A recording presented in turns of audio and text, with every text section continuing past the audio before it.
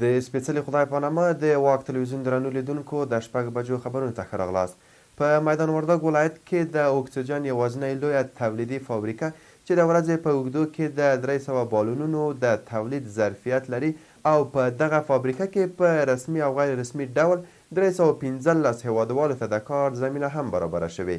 د دغه فابریکې مسؤل د اسلامي امارت څخه غوښتنه کوي چې د برېښنا په برخه کې ستونزې حل کړي. خپل میدان وردګ ولایت ته اکسیجن ورکوو، کابل ته ورکوو، غزني ته ورکوو، دایکنډي ته ورکوو، بامیانو ته او شرنې ته، مقر دغو ځایو ته د موږ اکسیجن ځي. دولت نه غوښتنه دغه ده چې د دغسې کارخانو سره کومک وکړي د برق په حساب باندې. نو د برق مشکلات موږ زښته زیات لرو، برق هم کم ده. د تخنیکي او مسلکي زده کړو ادارې خبر ورکړی چې له چین هیواد سره د ګډ انسټیټیوټ د جوړېدو هوکړلیک لاسلیک کړی دی. د دې ادارې مسؤلینو ویلي چې د دغه انسټیټیوټ جوړېدل به ځوانانو ته ډېر کاري فرصتونه رامنځته کړي او له دې سره هممهاله د ازموینو د ملي ادارې رئیس علم د هیواد له بنسټیزو اړتیاوو ګڼي او وایي ځوانانو ته باید د پوهې ترڅنګ د کار زمینه هم برابره شي. د خوړو نړیوال پروګرام د افغانستان څنګه وایي یو شمېر ښځو ته یې د خیاطۍ له لارې کاري فرصتونه برابر کړي.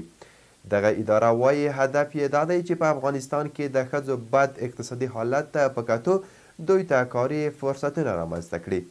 دغه سازمان وایي چې د داسې پروګرامونو هدف په افغانستان کې د ښځو لپاره کاري فرصتونه برابرول او په اقتصادي برخه کې د دوی په پښو درېدل دي. د عامه روغتیا سرپرست وزیر د افغانستان لپاره د یونیسف ادارې له نوي استازي تاج الدین اویلا سره کتلي دي. په دې کتنه کې د افغانستان لپاره د روغتیا په برخه کې د یادې ادارې پر دوامداره همکاریو، د روغتیایي برخو پر تخنیکي ملاتړ، د دواړو لورو ترمنځ پر لا زیاتې همغږۍ او ګڼو نورو موضوعاتو خبرې شوې دي. په کابل کې د 50 میلیونه ډالرو په لګښت د اوسپنې ولې کولو یوې بلې کارخانې په فعالیت پیل وکړ. د سرپرست حکومت اقتصادي مرستیال د اوسپنې د ولې کولو د کارخونې د پرانیستې مراسمو کې د هیواد په اقتصادي وده او پرمختګ کې د صنعت رول مهم بللی. دغې کارخونې د 50 میلیونه ډالرو په پانګونې سره په فعالیت پیل کړی دی او د 2000 کسانو لپاره د کار زمینه برابره کړې ده. د ارزګان د چهارچینو ولسوالۍ اوسیدونکي وایي د ښوونځیو د نشتوالي له امله یې پوره یو نسل له زده کړو محروم پاتې دی. دوی وایي د جګړو له امله یې ښوونځي نړېدلي او که چیرې ونه رغول شي راتلونکی نسل به یې هم له زده کړو محروم شي.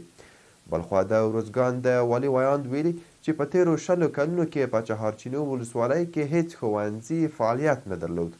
د هغه په خبره سرپرست حکومت په تېرو 2 کلونو کې د ملګرو ملتونو له ماشومانو د ملاتړ صندوق په مالی ملاتړ په دغه ولسوالۍ کې یو شمېر سیمه ییز ټولګي فعال کړي او هڅه کوي چې روان کال 2 بابه ښوونځي هم جوړ کړي. د اوبو او انرژۍ وزارت د راتلونکو 3 ورځو لپاره د هیواد د سیندیزو حوزو په ځینو ځایونو کې د تیزو بارانونو، اوبو د کچې د لوړېدو او د سیلابونو راوتلو اټکل کړی دی.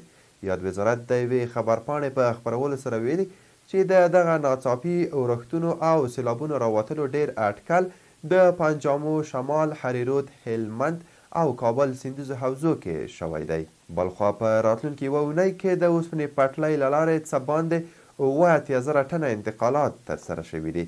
د اوسپنې پټلۍ اداره وایي چې تېره اونۍ د حیرتان، آقینې او تورغونډۍ اوسپنې پټلیو له لارې 8554 میټریکه ټنه توکي لیږدول شوي دي. په یاده توکو کې 611 ټنه توکي صادر شوي. او وروستی خبر دا چې د ملګرو ملتونو سرمنشي انټونیو ګوتریش منځني ختیځ ته په ځانګړې توګه رفح بندر ته چې د غزې او مصر ترمنځ سرحدي سیمه ده له سفر وروسته ویلي په غزه کې د انساني چارو کارکوونکو د خپل کار تر ټولو سخت چاپیریال په اړه معلومات راکړل. نوموړی وایي مرستندویانو سرچینو لاسرسي او خوندیتوب ته اړتیا لري.